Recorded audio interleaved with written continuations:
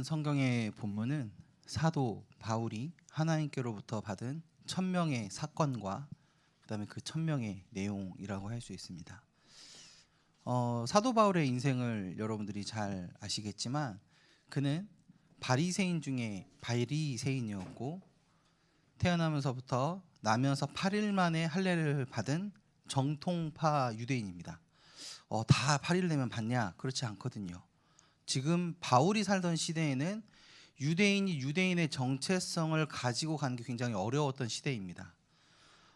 말라기 선지자 이후로 한 500년 동안 하나님의 이상이 말씀이 끊겨지는데 그 사이에 헬라 제국이 분열이 되면서 그 한 제국 셀주쿠스 왕조가 유대인들을 굉장히 핍박을 합니다. 키루스 황제 때 돌아왔던 그 유대인들을 핍박을 하는데 그때 이제 지렁이도 밟으면 어떻게 하죠? 꿈틀하죠. 유대인이 꿈틀했습니다. 근데 그 꿈틀한 거에 셀주쿠스 그 왕조의 대부분의 군대가 괴멸을 하거든요. 그 이제 놀라운 일이죠. 그래서 회복된 왕조가 마카비 왕조라고 합니다. 그때 잠깐 한두 대 정도 한 100년 남짓 회복을 했다가 또 망해요. 왜냐하면 그 다음에 일어난 제국이 로마 제국이기 때문에. 그러면서 아수르, 바벨론, 헬라, 페르시아, 헬라, 로마에 이르기까지 5제국에 의해서 이스라엘은 완전히 짓이겨집니다. 그러니까 그들이 아브라함과 또 모세에 걸쳐서 형성되었던 유대 문화나 그런 것들은 더 이상 하기 어려웠던 상태인 거죠. 그런데 사도 바울은 나면서부터 8일 됐던 그때에 할례를 받았다. 정통파 유대인이라는 얘기입니다. 그러면서 거기까지만 해도 대단하다 할 텐데 로마 시민권자예요. 로마는 시민권을 어떻게 줬냐면 굉장히 돈을 많이 주거나 아니면은 군인으로서 굉장히 큰 업적을 하면 줍니다. 아니면 한 민족을 정복을 할 때 그냥 쳐들어가지 않고요. 협상을 합니다. 내가 쳐들어가기 전에 항복을 하면 너네 살려줄게. 이런 거거든요. 그래서 항복을 미리 하면 그 민족 중에서 귀족들은 시민권을 줬어요. 그럼 유대인들은 항복을 하지는 않았거든요. 유대인 때문에 헬라 제국이 멸망을 했으니까요. 그러니까 로마 입장에서는 유대인은 이게 뜨거운 감자인 거예요. 그냥 먹을 수 없어요. 그래서 지도층에게는 이걸 아마 줬을 겁니다. 그러니까 그런 사람인 거예요. 이 사도 바울의 입장에서는 신학적으로도 굉장히 정통파 유대인이었고 사회적인 지위에 있어서도 그 시민권이 확실했고 그가 가졌던 학식에 있어서도 당대 최고의 학자였던 가말리엘 그 라비의 2명의 제자 중에 한 명이었거든요.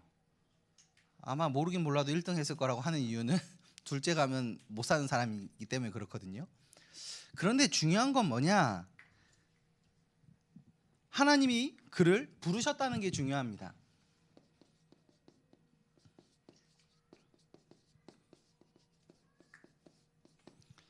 하나님이 우리를 제자로 부르셨는데 제자로 부르신 우리에게 무엇을 주시냐? 1000명 주셨다. 그럼 어떻게 주시는지를 오늘 한번 확인해 보도록 하겠습니다.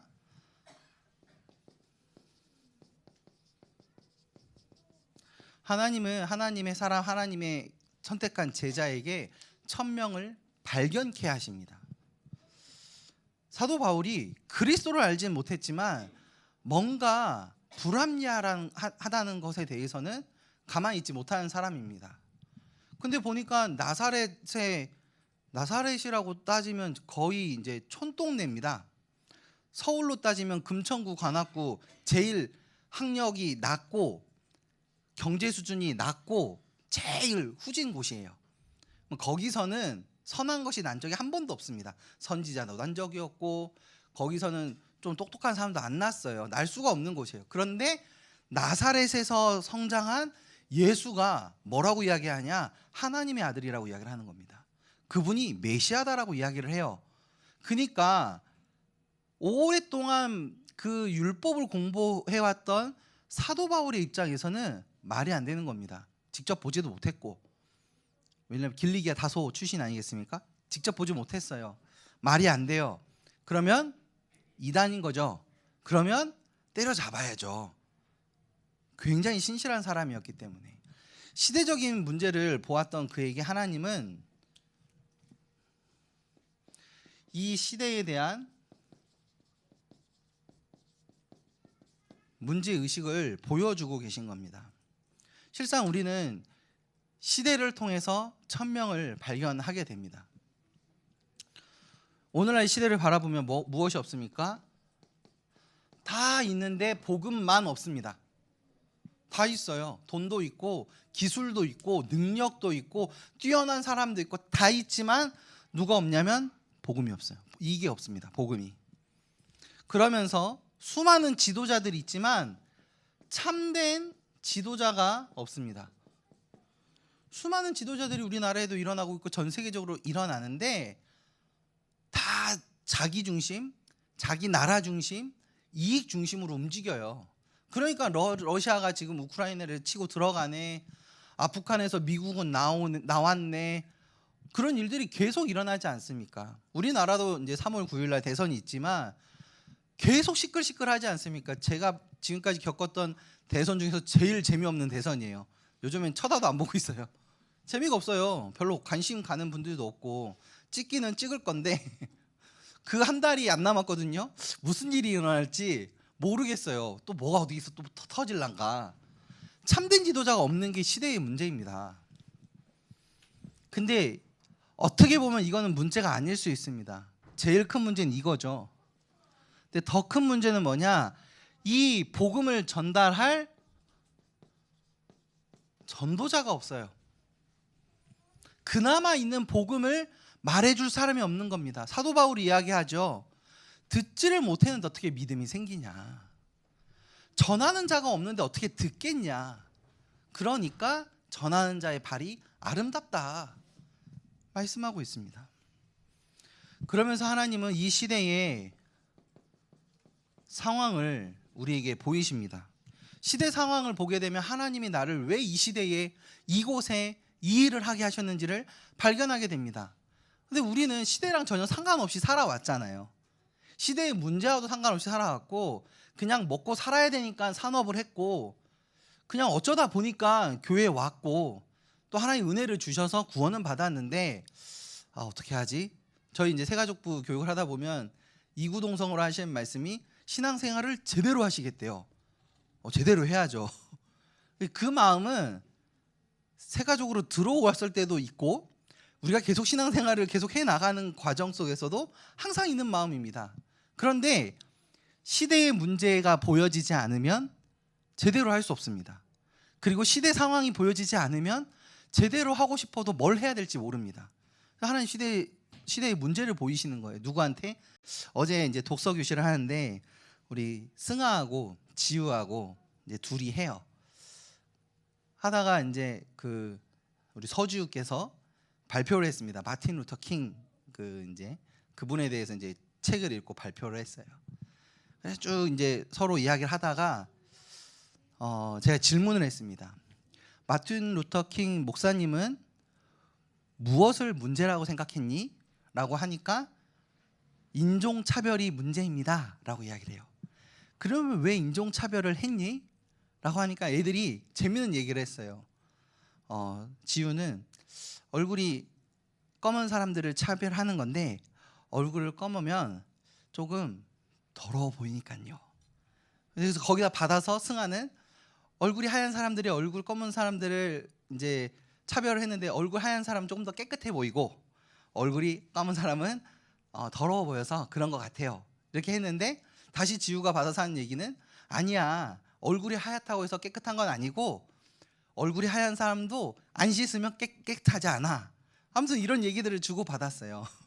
그래서 이제 그거에 대해서 제가 설명을 해줬는데 그 마틴 루터 킹 목사님이 지도자다 시대에. 근데 그분이 인종차별이라는 것을 문제의식으로 가졌다. 문제의식을 가진 사람이 지도자다. 문제의식을 가져야 바꿀 수 있는 사람이 된다. 하나님이 우리에게 이 시대의 문제의식을 갖게 하시는 이유는 전도자가 없고 참된 지도자가 없는 이 현실에 하나님이 우리를 전도자로 세우셨고 참된 지도자로 세워 가실 거기 때문에 시대의 문제를 보게 하시는 겁니다. 그럼 거기서 뭘 할 거냐? 상황을 봐야죠. 지금 현재는 재앙이 난무하고 전쟁의 소용돌이가 계속 있죠. 그거는 현실인데 그 현실의 이면 속에 보면 영적인 혼란과 영적인 무감각이 판을 치고 있는 시대입니다. 영적으로 혼란해요. 뭐가 옳고 뭐가 그른지에 대한 기준이 없어졌습니다. 옛날에는 이래야 돼, 이것은 이것이야 라고 하는 정의를 내려주는 것들이 있었는데 20세기, 21세기 시대는 그 정의를 다 깨트리는 시대예요. 뭐 깨트린 것까지는 좋아요. 독재 권력에 맞서 싸워서 하자, 그것까지는 좋아요. 그런데 대안이 없어요. 그러니까 혼란만 있는 거죠. 심지어 미래를 살아가야 될 우리의 후대들이 감각이 없어요. 뭘 하고 싶다도 없고 왜 사는지도 모르겠고, 그러니까 조금만 어려우면 죽겠다 그러고 죽어요. 무감각 시대예요. 죽음이 뭔지도 몰라요. 이게 굉장히 큰 문제거든요. 그러면서 복음을 가진 사람들이 계속 다른 복음을 이야기합니다. 비슷한 복음을 이야기합니다. 혼합된 섞인 복음을 이야기합니다. 굉장히 무서운 거예요. 이 앞에 두 개보다 더 무서운 게 이겁니다. 기준이 그릇되어지면, 기준자가 휘어지면 제대로 재단을 할 수 없어요. 기준은 복음인데 자꾸 다른 복음을 가지고 이야기를 하고 비슷한 걸 가지고 와서 이야기를 하고 섞인 복음을 이야기를 하고 혼합 복음을 이야기를 하니까 모든 전 지구가 헷갈린 상태에 있는 겁니다. 그러면서 하나님이 너가 있는 이 현장은 어떠하냐? 우리가 살아있는 우리가 걸어가고 있는 이 현장은 어떠니? 라고 말씀하는 거죠. 지금 저와 여러분들이 내딛고 있는 이 땅은 어떤 현장이냐? 원래는 황금어장이었습니다. 구원을 얻기로 작정된 자들이 너무나 잘 보이고, 옛날에는 북만 치면 교회에 몰려들었잖아요. 옛날에는 교회 십자가만 세워놓으면 다들 오셨어요. 누가 가서 복음 전하지 않았는데도 마음이 힘들다고 그냥 교회에 오셔서 기도했다니까요. 불신자들인데도요. 기도회 할 때 이제 약간 그 정한수 떠듯이 기도하시고 막 그래서 그러지 그냥 왔어요. 그렇게 황금어장이었습니다. 바른 복음 전해주기만 하면 됩니다.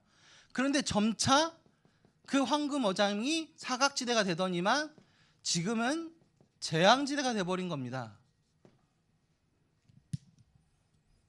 지금 이게 먼 나라, 이웃 나라, 저기 아프리카, 동남아시아 얘기가 아니라 지금 우리가 일하고 있고 살아가고 있고 우리 후대들이 서 있는 그곳이 이렇게 됐다는 겁니다. 하나님 이걸 우리에게 보라 하시는 거죠. 1000명을 받은 제자에게 하나님은 1000명을 발견케 하기 위해서 시대의 문제의식, 시대의 상황, 시대의 현장을 보게 하시는 겁니다. 그곳에 우리가 있습니다. 그곳에 우리의 후대가 있고 그곳에 우리 교회가 있습니다.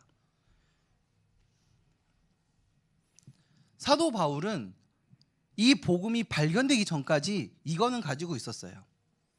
그러니까 자기 나름대로 다른 복음을 가지고 예수님을 믿는 형제들을 잡아 죽이기 위해서 다메섹까지 간 겁니다. 참 감사한 일이죠.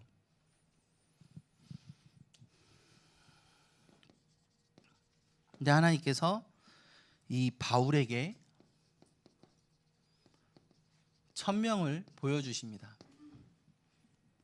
그 1000명의 내용이 오늘 읽은 성경 그 사도행전 9장에서 이렇게 나오고 있습니다. 오늘 그 핍박을 하러 가는 그 자리에 하나님께서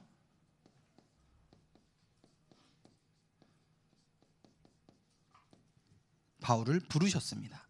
이걸 보고 하나님의 절대 주권적 은혜, 하나님의 불가항력적인 은혜, 하나님의 전적인 구원하심이라고 합니다. 이유가 없어요. 하나님은 불러놓고 바로 이야기하시죠.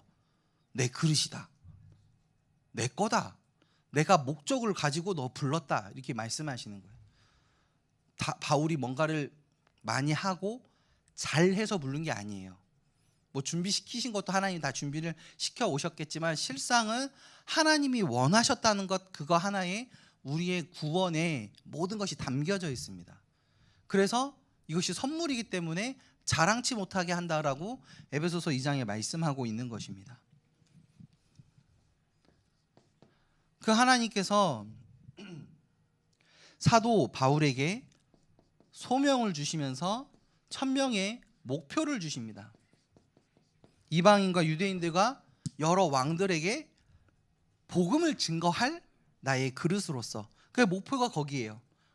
처음부터 사도 바울이 내가 로마도 보아야 하리라 라고 19장에 말하기 이전부터, 벌써 19장까지 가려면 10장이나 남아있잖아요. 9장에 부를 때부터 전 세계 237 나라와 5천 종족과 로마와 그 스페인 서바나까지 이 복음을 들고 가야 할 1000명을 그 목표를 주신 거죠.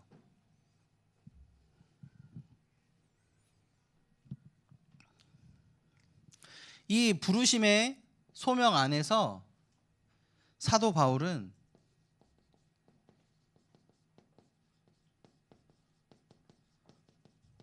천명의 내용이 발견되어졌고 재해석되어졌습니다. 그러니까 없지 않았어요. 자기는 뭔가 해야 되겠다 이런 생각이 있던 거죠. 그러니까 거기까지 잡으러 간 거 아니겠습니까? 그가 답을 가지고 있었습니다. 유대인으로서 인생의 해답을 가지고 있었어요. 이 율법으로 장차 오실 메시아를 기다리면서 그 답을 가지고 전심전력한 겁니다. 그런데 이 답이 틀린 답이라는 게 문제인 거예요. 비슷하게 왔는데 옆으로 센 답이에요.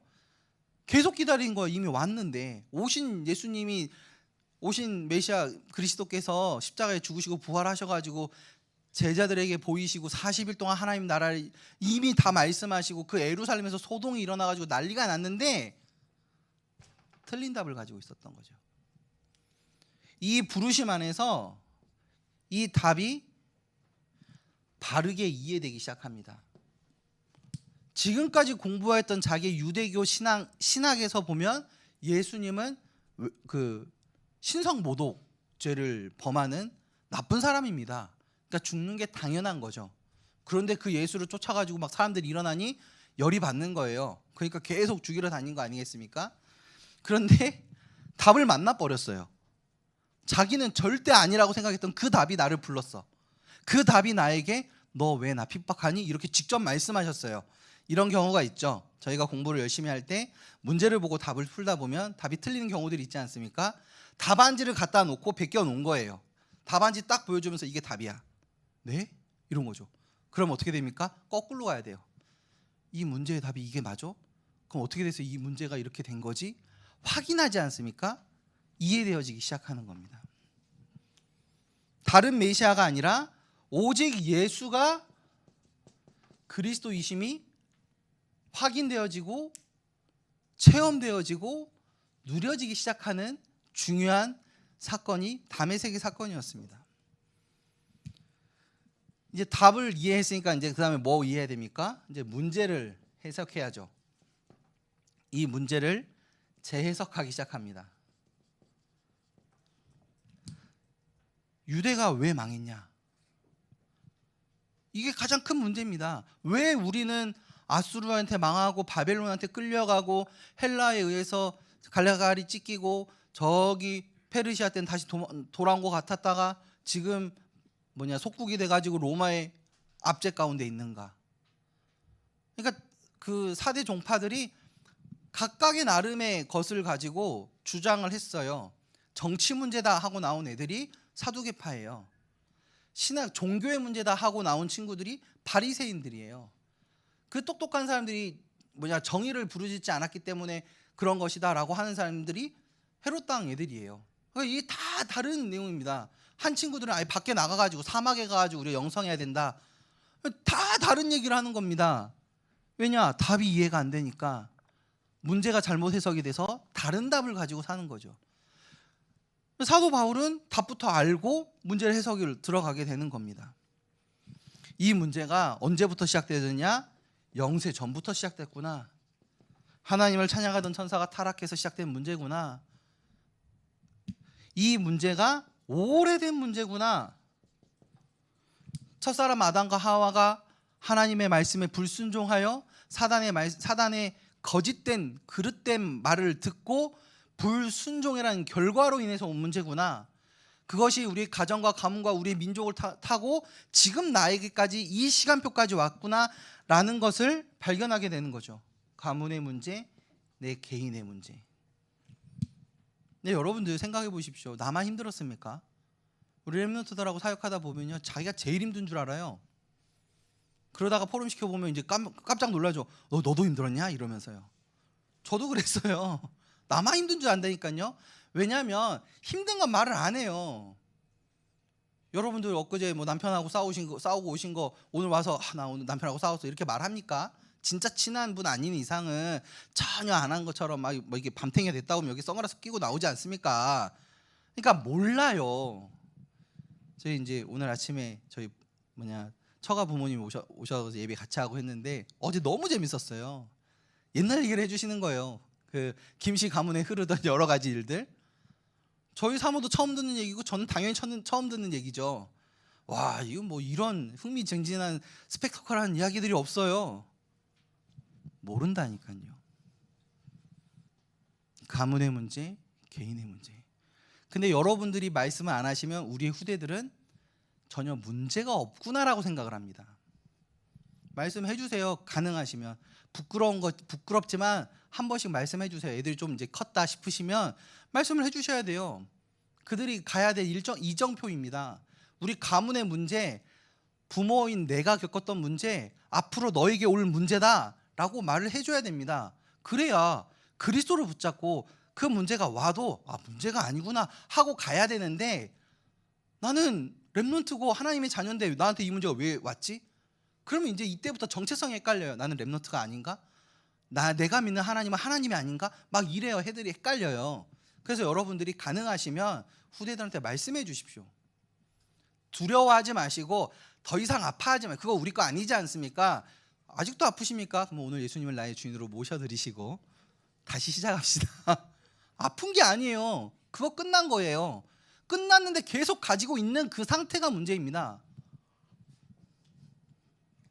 문제에 대한 재해석이 필요합니다. 그러면서 이게 나만의 어디가 닿았을까? 네.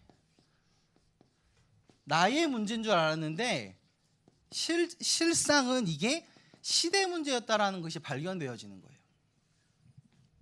가정 문제가 우리 집만의 문제인 줄 알았던 거죠. 그런데 하나님은 아니야, 너만 그런 게 아니라 너와 함께한 그 시대가 그랬어. 어느 날 갑자기 병사가 와가지고 우리 태어난 지 두 살도 안 된 이 아이를 죽이겠다고 잡아갑니다.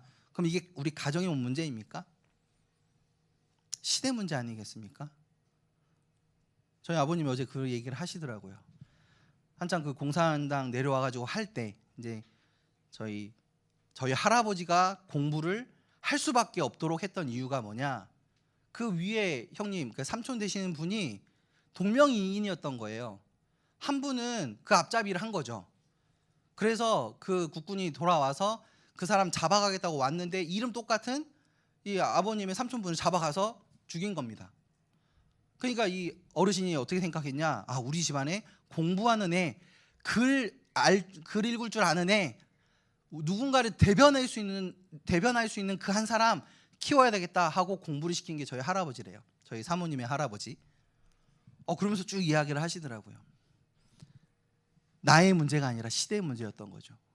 그러면 오늘날도 마찬가지입니다. 우리가 겪는 여러 가지 문제들이 그냥 내가 뭔가를 잘못해서일 수도 있습니다. 내가 뭔가를 선택을 틀리게 해서 뭐 그럴 수도 있겠죠. 하지만 그것을 막으실 수 있는 하나님이 막지 아니하시고 여러분들에게 허락하셨다면 시대 문제인 겁니다. 여기서 우리는 천명을 발견해야 합니다. 네. 두 번째, 이제 이 천명을 체험하는 시간표가 사도 바울에게 있었습니다. 회심한 이후에 3년 동안에 있었던 일은 성경이 말하고 있지 않습니다. 아라비아로 갔다 왔다 뭐 이런 정도 있고요. 다메섹에서 복음 전하다가 오히려 그 형제들한테 잡혀가지고 죽을 뻔해서 바구니 타고 내려와서 도망갔다 뭐 여러 날 있다가 왔다 이렇게 해요. 그래서 정통적인 견해에서는 아라비아라는 단어가 나오기 때문에 시내산이 있고 호렙산이 있었던 그 아라비아 광야에 가서 3년 정도 묵상하고 그곳에서 신비하신 하나님의 체험 속에서 그가 가지고 있었던 모든 것이 재해석되어졌다라는 것이 전통적인 견해입니다. 유목사님도 그 얘기를 하시잖아요. 근데 그거 좀 아닌 것 같은데 라고 하는 분들이 나왔어요. 이 아라비아라는 이름이 다른 지방의 이름이 하나 있는데 나바테안이라는 왕국이 있습니다. 다메섹에서 멀지 않은 곳에 나바테안이라는 왕국이 있는데 거기에 한 주가 아라비아라는 주가 있었어요. 그래서 그곳이 뭐 페트라도 있고 한 그런 이제 좀 발달한 상업 도시였는데 그곳에 가서 이게 그냥 내가 믿고 싶어서 믿게 된 게 아니라 하나님이 이렇게 전격적으로 딱 불러가지고 믿은 거기 때문에 그가 뭐 이거 다시 해석하고 뭐 묵상하고 그럴 필요 없다. 바로 시작됐다. 바로 선교하러 하러 갔다라고 주장하는 분들이 계십니다. 뭐 듣다 그 제가 다 읽어봤어요. 그럴 수 있을 것 같아요. 그런데 절충안이 하나 있습니다. 이 아라비아라고 했던 그 내용이 원어를 보면 그 아라비아 반도에 있는 그 시내산 거기 맞다. 그런데 굳이 33년씩이나 있어야 될 이유가 있었겠냐? 그 정도는 아니고 호렙산에서 하나님 모세 불렀지. 호렙산에서 엘리야 만나 주셨지. 예수님도 그 광야에 가서 40일 동안 금식하면서 시작하시기 전에 뭐 했지 않냐? 바울도 40일 정도 있었을 것이다. 그래서 거기서 해석을 하고 그 나바테안 왕국에 있는 아라비아 주로 가서 거기서 선교했다. 이게 절충안이죠. 이렇게 제가 찾아보니까 3개 정도의 견해들이 있더라고요. 그래서 그거는 나중에 우리가 천국 가서 사도 바울을 만나보면 한번 물어보는 걸로 하고, 여튼 학자님들이 그 정리를 해주셨으니까 참 감사하게 들어놓고 나서 중요한 사실은 뭐냐면 그가 가지고 있었던 복음과 신학에 있어서 제 정립의 시간표가 있었다는 것은 맞는 것 같습니다. 그게 일회적으로 됐든 3년을 두고 했든 40일의 집중 시간을 가졌든지 간에 다시 설계된 겁니다. 각인되어지고 뿌리 내려지고 체질되어질 수 있는 그런 계기는 있었던 것이 분명해 보입니다. 그러면서 이것을 가지고 현장에서 확인했습니다. 여하튼 그가 예수를 믿고 나서 회심하고 난 이후에 그 예루살렘으로 가기 전 그 3년 사이에 바로 복음을 전해서 핍박을 받는 내용은 사도행전 9장에 나오고 있습니다. 이미 현장에서 확인이 되는 거예요. 전도운동의 맛을 봤어요. 생명운동의 맛을 봤습니다.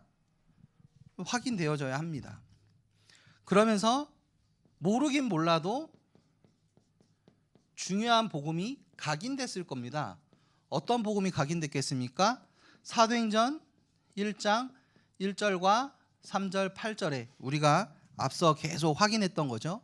오직 그리스도여야 되는 이유, 오직 하나님의 나라가 임해야 되는 이유, 오직 성령의 충만함을 받아야 될 이유가 확인되어지고 발견되어지고 각인되어졌을 겁니다. 그것이 어디서 확인되어졌냐? 사도행전 9장의 다메섹 도상에서 확정되어졌습니다. 그러면 우리 개개인을 향한 이 다메섹의 시간표가 필요합니다. 너 언제 예수님 믿었어? 이런 수준 낮은 얘기 말고요. 내가 그 예수님을 나의 주인으로 인격적으로 만나고 그 안에서 나의 인생이 완전히 터닝되어지게 된 그 계기는 분명하게 정리가 돼야 됩니다. 내가 왜 예수를 믿느냐? 여러분들 왜 예수를 믿습니까? 라고 물어볼 때 말할 수 있어야 됩니다. 제가 그 질문을 초등학교 6학년 때 받았어요. 너 왜 예수님 믿니? 초등학교 6학년이었던 신동호는 말을 못했습니다. 막 이랬어요. 저희 담임 선생님이 저에게 물어보신 질문이었거든요. 모르겠더라고요. 그냥 교회를 다녔으니까 그냥 좋아서 다녔고 아빠한테 끌려 다녔고 그때는 되게 생각이 됐어요. 뭐지? 초등학교 6학년은 그 정도밖에 생각을 못했습니다. 그러다가 제가 이제 대학에서 군대 갔다 오고 나서 저희 후배 때문에 이단 시비에 몰렸어요. 학교에서. 그럼 막 후배들이 저를 막 공격을 하더라고요. 그때 대장은 제 친구였는데 지금 동부교회에서 부목사하고 있는 친구가 저희 대장이었거든요. 걔는 안 건들고 저만 건드는 거예요. 저한테 막 덤벼요. 그래서 어떡하지? 그래서 한번 이야기해보자, 가져와라 했더니 막 얼토당토 뭐 사위일체를 주장한다, 성부 성자 성령 하나님의 자녀, 뭐지? 나는 처음 듣는 얘기다. 뭐 이런 얘기를 갖고 와서 저를 공격을 해요. 이거 어떡하냐 막 그러고 거의 이제 왕따를 당하고 다녔어요, 마지막 학년 때. 근데 그때 저하고 친했던 형님이, 후배인데 형님이셨어요. 물어보시는 거예요. 선배가 내가 봤을 때는 이단 아닌 것 같은데 지금 우리 기존 교회에 복음이 없는 게 아니고 있다라고 이야기를 하는데 그러면 굳이 이단 소리를 들어가면서 거기 있어야 될 이유가 있냐 질문을 하더라고요. 저는 그렇게 한 번도 생각을 해본 적이 없는데 그 질문을 탁 받으니까 이게 되게 당황스럽습니다. 한 번도 생각하지 않은 질문을 받으면 생각을 하게 돼요. 그 질문을 받고 같이 라면을 먹다가 이랬어요. 제가 한 5분 정도 네 이러고 거의 이렇게 정적이 흐르면서 생각이 쫙 지나가더라고요. 그때부터 제가 왜 이 복음 운동을 해야 되는지에 대해서 쭉 이야기를 했어요. 내 가정에 대해서, 내가 살아온 날들에 대해서, 나를 만나주신 예수님에 대해서, 주님과 함께 이 복음 운동을 해왔던 나의 일들에 대해서 쭉 이야기를 하는데 그분이 듣고 끄덕끄덕해요. 그렇구나. 정리가 되어지셔야 됩니다. 나의 복음이, 내가 만난 그리스도가, 나의 담의색이 확정이 한번 돼야 됩니다. 그러면 어떻게 되냐면 누굴 만나도 이 얘기예요. 사도 바울이 설교한 내용이 잘 안 나오거든요. 몇 군데 나오는데 다 이 얘기합니다. 내가 다메섹으로 가서 그 주의 형제들을 핍박하러 가던 그때에. 근데 또 2번 정도 이야기하는데 맞지도 않아요. 내용도 좀 달라요. 그런데 그때에 막 소리가 들렸고 뭐 빛이 보였고 막 이럽니다. 그날을 이야기한다니까요. 그것이 나의 스토리입니다. This is my story가 되는 겁니다. 요 때가.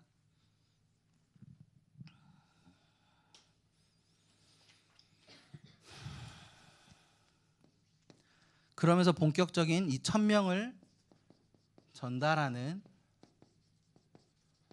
전도자의 삶을 살아갔습니다. 이제부터의 삶은 이 시대 문제를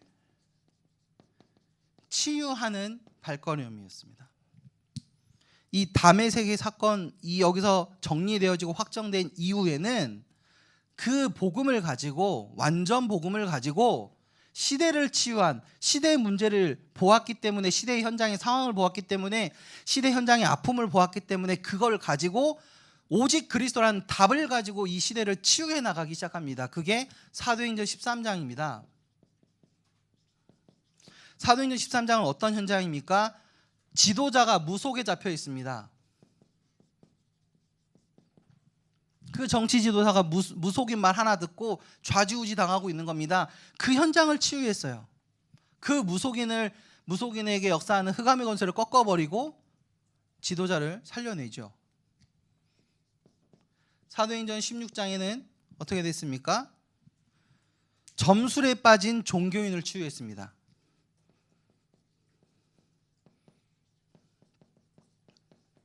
저 많은 귀신 들려가지고 자기 인생은 피폐해져 가는데 자기 상황은 노예예요. 그 점 해가지고 점 잘 쳐주고 이 사람은 뭐 일 잘 풀렸겠죠. 나중에 망하더라도.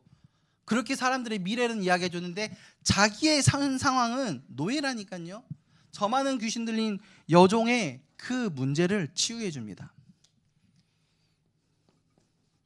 사도행전 19장에 우상 문화에 빠진 산업인들을 치유하기 시작합니다. 생각해 보세요. 이제 산업 많이 하시지 않습니까? 수많은 산업인들이요, 얼마나 두려움에 떨면서 살아가는 줄 아십니까? 내가 뭘 잘하고 잘못하고 상관없이요, 코로나 한번 터지니까 수십만 명이 고통을 당해요. 수십만 명이 뭡니까? 수천만 명이 지금 전 세계적으로 고통을 당하고 있지 않습니까? 내 문제가 아니에요. 그러니까 자동차를 사놓고 고사를 지내야 됩니다. 개업을 해놓고 고사를 해야 돼요. 왜요? 두려우니까. 지금 내가 수천만 원을 들고 지금 수억을 대출 받아가지고 지금 밀어놓고 산업을 시작을 했는데 코로나 터지면 망해버리는 겁니다. 나 당장 길가에 나 앉아야 돼요. 얼마나 두렵습니까? 그러니까 우상 숭배할 수밖에 없는 거죠. 우상 문화에 붙잡히게 되는 거죠. 그것이 문화가 돼버린 거 아닙니까? 모든 사람이 이렇게 살아야 됩니다. 그래서 사도 바울이 복음 전해가지고 사람들이 회복되어지고 예수님 믿고 자기가 가지고 있던 우상 다 내던지고 마술사 책 다 모아가지고 은 5만이나 되는 거 다 버려버렸는데 모든 산업인들이 일어나죠. 우리 이제 목줄 끊겼다 이거죠. 먹고 살 거 끝났다. 사도행전 19장 아닙니까? 여기를 치유하죠. 치유하려고 두란노 들어가는 겁니다. 산업 하나가 얼마나 무서운 겁니까? 애플 나와가지고 아이폰 하나 딱 해버리니까 전 세계의 모든 역사를 뒤바꿔 버렸습니다. 그날 이후로, 그 날과 그 이유가 완전 달라졌어요. 그 전에 아이들은 늘 바깥에서 천둥벌구성이처럼 뛰어댕겼지만 그날 이후의 아이들은 모두 다 핸드폰과 영상 매체에 붙잡혀서 살아갑니다. 코로나 이전과 코로나 이후는 완전 바뀌었습니다. 앞으로 우리는 코로나 이전의 삶으로 못 돌아간다라고 석학들은 다 이야기하고 있습니다. 모든 체제가 다 바뀌었어요. 회사 재택근무 문제도 되지 않습니다. 시켜보니까 다 해요. 되네. 되는 겁니다 이제. 그러면 이제 한쪽 산업은 무너지겠죠. 그럼 다른 쪽 산업은 또 일어나겠죠. 근데 그게 뭐가 무너지고 뭐가 일어날지 모르니까 무너질 때 같이 무너지면 IMF 때처럼 수만 명의 사람들이 또 재앙 가운데 들어가는 겁니다. 그게 문화예요. 그러니까 그 현장에 복음 운동할 지도자들을 세워야 하지 않습니까? 두란노로 들어가서 로마 복음화 하겠다 이거죠.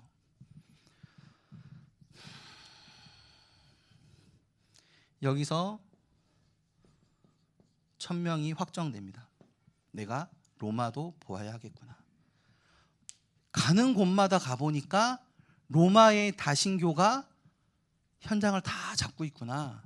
내가 가이사 앞에 가야 될 이유가 있다. 하나님이 나에게 로마 시민권 주신 이유가 있다. 그러니까 그거가 중요한 게 아니죠. 로마 시민권 없다 치고 감옥 들어간 다음에 나 로마 시민이야 하고 계속 끌려다니죠. 자, 나를 따르라 하면서 죄수인 사도 바울을 가이사 앞에까지 갈 수 있도록 수십 명, 수백 명의 군사들이 호위해서 가는 겁니다. 죄수인 사도 바울을 가이사 앞에까지 인도하기 위해서. 하나님이 그렇게 역사하시는 겁니다. 말씀을 좀 마무리하면서 정리하겠습니다.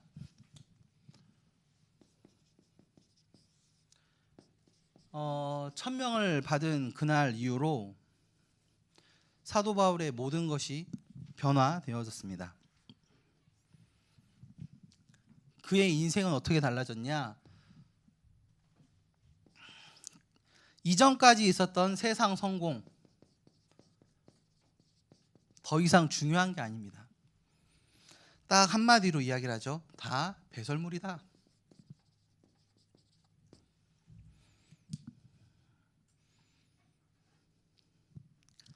내가 그렇게 중요하다고 생각했던 세상의 성공, 가치들, 경제 모든 것은 배설물이다. 그거 중요한 거 아니다. 라는 것을 발견하게 됩니다. 그날 이후로부터요. 그러면서 세상의 흐름을 바꿀, 또 이 세상을 치유할 천명을 딱 붙잡게 됩니다. 우리 모두를 향한 천명이 다 같아요. 같은데 또 다 달라요. 왜냐하면 우리가 살아왔던 걸음걸이가 다 다르고 우리가 지금 있는 선교지가 다 다르거든요. 그러니까 동일한 천명입니다. 아까 디모데전서 2장 4절 읽었지 않습니까? 하나님께서는 모든 사람이 구원을 얻기를 원하시는 것이 하나님의 천명입니다. 그런데 그것을 이루어가는 과정에서 각각 전도자 여러분들 개개인을 향한 천명은 다른 거예요. 하나님이 나에게 허락하신 그 현장이 천명을 이루는 업이고 내가 있는 그곳이 천명을 이룰 선교지인 것이죠. 다 다릅니다. 그것을 찾아내야 됩니다. 어디서 찾아내냐? 오직 그리스도, 오직 하나님의 나라, 오직 성령 충만의 그 비밀 가지고 138의 언약으로 천명을 확인해야 됩니다. 나에게 진짜 해답 되신 그리스도가 왜 그리스도가 되셨는지, 내게는 왜 그리스도만 필요한지, 왜 예수만이 길이 되는지 답이 있으셔야죠. 그래야 안 흔들리지 않겠습니까? 그래야 부끄러울 수밖에 없는 그곳에서 전혀 내가 복음을 부끄러워하지 않는다라고 이야기했던 사도 바울의 이야기가 사도 바울의 말이 아니라 나의 말이 되어야 하지 않겠습니까? 오직 그리스도. 그럼 내가 가는 모든 현장마다 하나님의 나라가 이루어지고 하나님의 나라의 일들이 펼쳐져 가는데 그때 안 놀라는 거죠. 응답이 없어도 기다릴 수 있는 거죠. 응답이 왔을 때 자만하지 않게 되죠. 왜요? 나 때문에 된 게 아니라 하나님이 천명을 이루는 시간표라는 것을 알기 때문에 그렇죠. 내 힘으로, 내 열심으로, 내 능력으로, 내 수준으로 하는 것이 아니라 하나님이 위에서부터 부어주시는 보좌의 능력을 가지고 도전하게 되죠. 그래서 우리는 성령 충만을 두고 항상 24시로 기도하지 않습니까? 나의 한계를 뛰어넘는 그 성령의 충만하심으로 성령 하나님이 내 앞서 역사하시고 그 하나님이 나를 인도하시고 그 하나님이 나를 통해서 하나님의 나라를 이루어 가시고, 이게 답입니다. 이 답을 항상 확인하는 겁니다. 그것이 확인된 곳이 갈보리산이었고 감람산이었고 마가다락방이었죠. 오직 그리스도, 해답 되신 그리스도가 갈보리산에서 다 이루었다. 그분이 부활하셔서 감람원에 제자들을 불러 놓으시고 하나님의 나라의 일들을 말씀하시면서 개개인을 향한 미션을 다 주셨죠. 넌 앞으로 이렇게 될 거다. 그 미션 준 사람 딱 이제 몇 명만 보여요. 그 외에 다 주신 거예요. 사도 베드로는 친히 찾아가셔서 내 어린 양을 먹이라 이런 거 보여주신 거예요. 마가다락방에서 그 언약 붙잡고 기도한 120명의 성도들이, 제자들이 이 언약이 성령 안에서 확인되어지고 체험되어지고 누려지고 그들이 가지고 있었던 모든 영적 DNA가 변화되어지죠. 그걸 가지고 세상의 흐름을 바꾸고 그것을 가지고 세상을 치유하는 천명을 이루는 제자로 서게 된 것입니다. 이 하나님의 천명 속에 누가 있냐? 바로 내가 있다라는 겁니다. 바로 우리가 있습니다. 우리 교회가 있습니다. 우리 가정이 있습니다. 우리 후대들이 있습니다. 이 천명 안에 우리가 있는 겁니다. 이 천명을 이루는 그 길 위에 하나님이 생명빛 교회를 세우셨습니다. 천명을 이루는 그 자리에 하나님이 나를 꽂아두신 겁니다. 내가 그냥 계약직으로 있는 것이 아니고 내가 단순히 지나가다가 알바를 하는 것이 아니라 하나님이 천명을 이루는 그 자리에 그 시간표에 가장 정확하게 나를 그곳에 인도하신 거죠. 그게 안 보인다면 우리는 그 계약한 그 시간이 너무나 힘들어요. 1년을 200만 원, 300만 원 가지고 버텨야 돼요. 그러다 사고라도 나면 돈 훅 나가버리고 아무것도 없는 상태가 돼요. 그럼 돈이 나간 게 문제 아니라 내 마음이 허무해지죠. 모든 게 하나에서 10가지가 다 문제가 되는데 그 속에, 이 천명 속에 내가 있다고 하면 내가 오늘 가는 모든 발걸음과 만나는 모든 사람과 모든 갑자기 일어나는 일들이 응답이 되어집니다. 계속 기도가 되죠. 제가 올해 이제 집중을 하면서 난 그냥 갱신해야 되겠다. 무조건 갱신한다. 이유 없다. 갱신하자. 그냥 이렇게 마음을 하나님 주셨어요. 그래서 다이어리도 원래 좀 새해가 되면 다이어리 좀 써줘야 되잖아요. 다이어리에다가 날마다 이제 기도 제목을 계속 쓰고 있거든요. 그래서 그날 누구 만났다 그러면 이름 적어놓고 그냥 기도해요. 1월 1일부터 하나님이 생명을 살리는 은혜 주셔서 그 친구는 그러니까 지금 한 달 내내 2달 가까이 1번으로 기도를 받고 있어요. 제 기도를 열면 그 친구부터 기도를 하니까.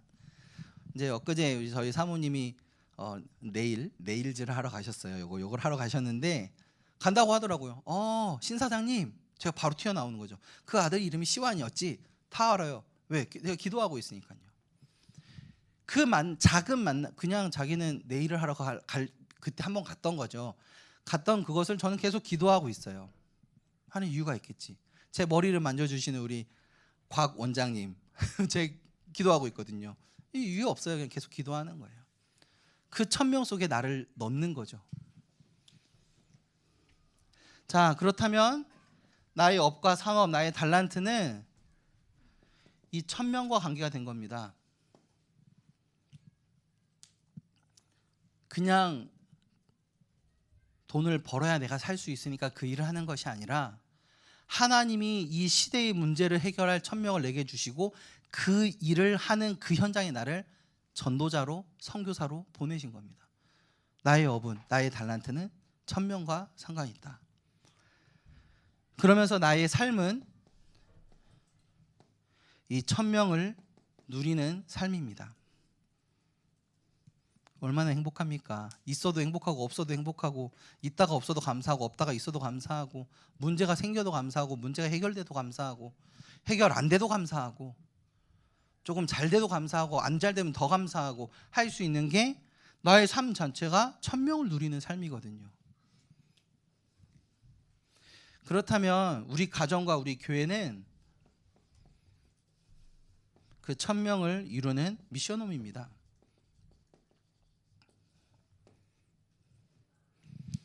그래서 사도행전 16장에 그 제자들을 보고 보호자요, 식주인이요, 동역자요, 친척이요, 수고하는 자요, 인정받는 자다. 좋은 얘기는 다 들어갔죠. 천명 안에서 만나진 만남이니까요. 얼마나 소중합니까? 옆에 한번 보세요. 소중하십니까? 한번 보세요. 옆에 좀 봐주세요. 부끄러워하지 마시고. 소중합니다. 소중한 만남 하나님 우리에게 주셨어요. 이 공주 땅까지 오셔가지고 저 멀리 대전에서 오시고 서울에서 오시고 부산에서도 오시고 다 공주에서 우리 직결돼가지고 집합해서 여기서 우리가 이 천명을 이루는 만남을 가지고 있지 않습니까? 그 안에서 우리가 생명 걸었죠.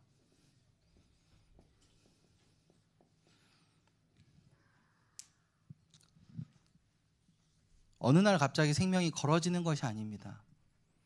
영적인 흐름이 있었기 때문에 생명이 걸리는 겁니다.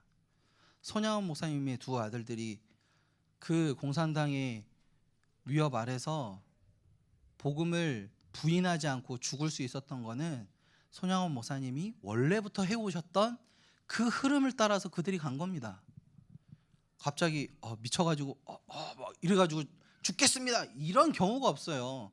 내가 주를 위해서 죽겠습니다 하고도 주님 모릅니다 하고 저주하고 도망갔던 베드로가 우리의 상태하고 동일하지 않습니까? 욕하면 안 돼요. 저라도 아마 도망갈 것 같아요. 그게 어떻게 보면 정상적이에요. 베드로를 자꾸 욕하고 하지만 그 베드로가 가장 지극히 노멀한 사람입니다. 그 순교하신 분들이 좀 특별하신 분들이죠. 특별한 은혜를 입은 거예요. 영적 흐름이 그렇게 갔거든요. 그러니까 그 시간표에 가는 거죠. 죽으면 죽으리다 에스더처럼 되는 거죠. 다니엘의 세 친구처럼 그런 말 하지도 마십시오. 그냥 죽겠습니다 하고 들어가는 거 아닙니까? 불 속으로, 사자굴로. 그것이 가정에서 되어지는 겁니다.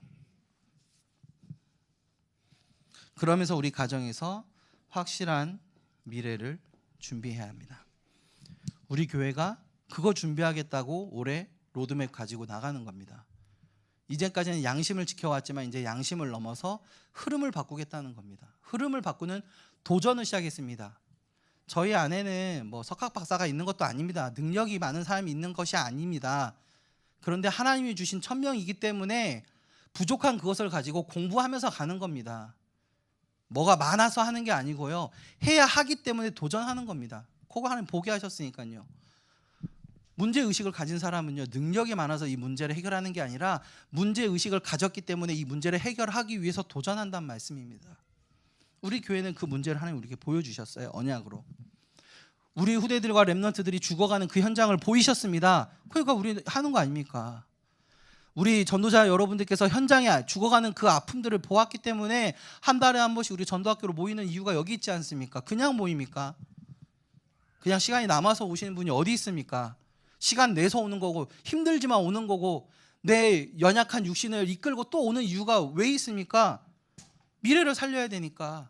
거기에 우리의 모든 것이 담겨져 있기 때문에 하나님이 우리를 천명 이룰 자로 부르셨습니다. 그래서 우리 교회는 천명을 이룰 것입니다. 성도님들도 천명이 되겠죠. 네. 네. 천명을 이루는 천명 가진 교회. 그 응답 속에 우리가 서 있습니다. 또 우리가 그렇게 살아가다 보면 우리 후대들이 그 위에 서게 됩니다. 지금 자녀들 보면 답답하죠. 우리 후대들 보면 답답합니다. 그 이제 이 답답함이 나만 답답할까? 그게 아니에요. 저희 아버지가 저를 보면서 답답하셨을 거예요. 그런데 그 답답함이 답답함으로 있는 것이 아니라 기도로 연결되어져 왔기 때문에 그 응답의 증인으로 우리가 있는 겁니다. 하나님이 우리를 그렇게 세우시는 겁니다. 암브로시우스가 이야기했죠. 눈물에 기도를 하는 어머니 밑에 있는 자녀 절대 망하지 않는다. 그 언약 붙잡고 눈물로 기도했습니다. 존 웨슬리의 어머니 수잔나 여사가 무엇했냐면 애들이 한 10몇 명 돼요. 얘들아 나 건들지 마라, 나 기도한다. 엄마는 가진 게 아무것도 없기 때문에 너희들을 위해서 기도하는 이 시간에 영적인 힘을 얻지 못하면 너희들 다 죽는 거야. 건들지 마, 니들끼리 놀아, 나 기도할 거야. 이불 뒤집어 쓰고 그때 기도했어요. 이불 뒤집어 쓰고 기도할 때는 그 웨슬리 형제들이 자기네들끼리 놀았대요. 그 부모님들 밑에 사무엘이 태어난 겁니다. 이새와 같은 아버지 밑에 다윗이 섰습니다. 그렇다면 이 언약을 붙잡은 1000명을 가진 우리가 걸어가는 그 길 위에 우리의 후대들과 제자들이 함께 응답으로 서게 될 것을 확신합니다.